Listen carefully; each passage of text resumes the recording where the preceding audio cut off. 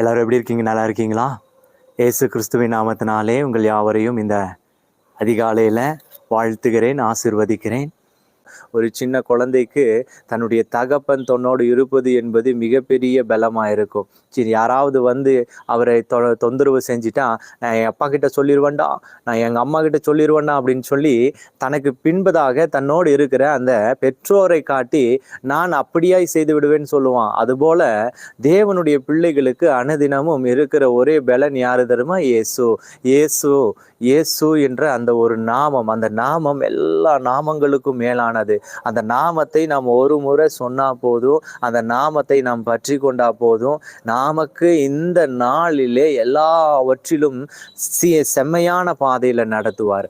என் அருமை சகோதரனே, சகோதரி, உங்களுடைய வீடுகளுக்குள்ள கணவன் மனைவிக்குள்ள பிரிவினைகள், சண்டைகள் இருக்கலாம். தன்னுடைய தகப்பன் தாய் வீட்டில வந்துட்டு பிரிவினைகள் இருக்கலாம். உங்களுடைய வேலை ஸ்தலத்துல உங்களுக்கு தொடர்ந்து உங்களை டார்கெட் செய்து கொண்டே இருக்கலாம். உங்களை மதிக்காமல், உங்களை அவமானப்படுத்தி, உங்களை நிந்தைக்குடா உள்ளாக தள்ளி எப்படியாவது உங்களை விழ செய்யணும்னு பார்த்து கொண்டு இருக்கலாம். இப்படிப்பட்ட ஒவ்வொரு இடங்களும் உண்டு. எல்லா இடத்திலும் தேவனுடைய பிள்ளைகளுக்கு மகா வேதனைகள் உண்டு.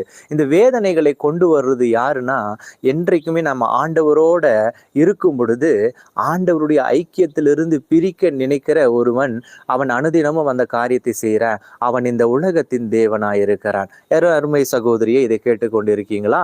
என் அருமை சகோதரனே, இதோ ஆண்டவர் உங்களுக்கு சொல்ற வார்த்தை, நான் உனக்கு முன்னே போவேன். ஹல்லேலூயா. நான் உனக்கு முன்னே போவேன். ஆமேன். ஒரு சிலருக்கு ஒரு ஆக்சிடென்ட்டுக்கு பிறகு வாகனத்திலேயோ மற்ற எந்த ஒரு காரியத்திலோ போவது என்பது மிகப்பெரிய பயத்தை ஏற்படுத்தும் இல்லையா? ஒரு ஆக்சிடென்ட் ஆனதுக்கு அப்புறம் அவங்களுக்கு எல்லா நேரத்துலையும் ஒரு ரொம்ப ஜாக்கிரதையோடு இருப்பாங்க. ஒரு பதட்டமாக இருக்கும். ஏன்னா மறுபடியும் ஏதாவது ஒன்று நடந்துருச்சுன்னா அப்படின்னு சொல்லி இந்த மன ஐயம், இந்த மன பயத்தை இன்னைக்கு உங்களுடைய இருதயத்திலிருந்து ஆவியானவர் எடுத்து போறாரு. இப்போ அந்த வார்த்தையை உங்களுக்கு சொல்லி கொண்டு இருக்கிறாரு. பயந்துருக்கீங்களா? என் அருமை தங்கச்சி, பயந்துருக்கீங்களா? காலேஜில் நீங்கள் படிக்கிற அந்த பைபிள், அந்த மெடிக்கல் காலேஜில், arts and science college, engineering காலேஜில் இந்த மாதிரி காரியங்களுக்காக பயந்துருக்கீங்களா? ஆண்டவர் உங்களுடைய இருதயத்திலேருந்து அந்த பயத்தை வேரோடு பிடுங்கி போறாரு. இதோ பாருங்க, ஆண்டவர் சங்கீதக்காரனுக்கு ஒரு ஆசீர்வாதமான ஒரு வார்த்தையை சொல்றாரு. நான் உனக்கு முன்னே போவேன்னு சொல்லி அவர் முன்னே போவது மாத்திரம் இல்லாமல் இன்னொரு காரியத்தையும் செய்யறாரு. என்னோட எடுத்துக்குங்க, சங்கீதம் 91ஆம் அதிகாரத்துல 11வது வசனம் சொல்லுது பாருங்க, உன் வழிகள் எல்லாம் உன்னை காக்கும்படி உனக்காக தம்முடைய தூதர்களுக்கு கட்டளையிடுவார். ஹல்லேலூயா, ஹல்லேலூயா. இப்போ நமக்கு முன்பதாக ஆண்டவர் போய் அங்க கோணலாய், பிரச்சனை உள்ளதாய், மாறுபாடு உள்ளதாய் இருக்கிற எல்லா காரியங்களை செவ்வையாக்குவது மாத்திரமல்ல, நாம நடக்கிற பாதைகளில நமக்கு உதவி செய்ய யாரை அனுப்புறாராம்? யார? தன்னுடைய தேவ தூதர்களை அனுப்புகிறார். ஹல்லேலூயா. இதற்கு மேல என்னத்துக்கு பயப்படுறீங்க? யாரை குறித்து பயப்படுறீங்க? இதோ நமக்கு முன்பதாக தேவனும் நம்மோட, நம்முடைய பாதங்கள் கல்லில் இடராதபடிக்கு தேவ தூதர்களும் நம்மோடு இருக்கிறார்கள். ஆமேன். ஹல்லேலூயா. இப்ப சொல்றாரு பாருங்க, தம்முடைய தூதர்களுக்கு கட்டளையிடுவா, உன் பாதம் கல்லில் இடராதபடிக்கு அவர்கள் உன்னை தங்கள் கைகளில் ஏந்தி போவார்கள் என்று எழுதப்பட்டிருக்குது. ஹல்லேலூயா. ஆண்டவர் நம்ம தன்னுடைய கரங்களில் ஏந்தி கொண்டு போகும்படிக்காக தன்னுடைய தேவ தூதர்களுக்கு கட்டளையிடுகிறார். ஆமேன். யாருக்கு கட்டளையிடுகிறார்?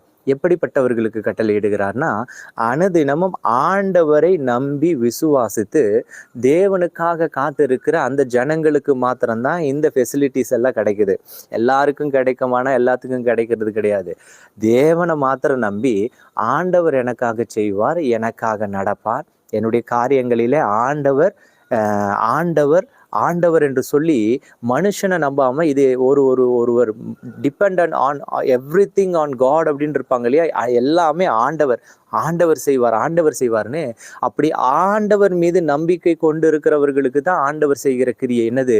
அவர் முன்னாடி போவாரு, அடுத்து நீங்க நடக்கிற வழியெல்லாம் தன்னுடைய தேவ தூதர்களுக்கு கட்டளையிட்டுருவாரு. பார்த்துக்கப்பா, ஒரு கல்லு கூட இடறக்கூடாது. தட் மீன்ஸ் இவனுக்கு எதிராக ஒரு சின்ன பிரச்சனை கூட வரக்கூடாதுன்னு சொல்லி இன்றைக்கு ஆண்டவர் இடத்துல நீங்க ஒப்பு கொடுக்குறீங்களா?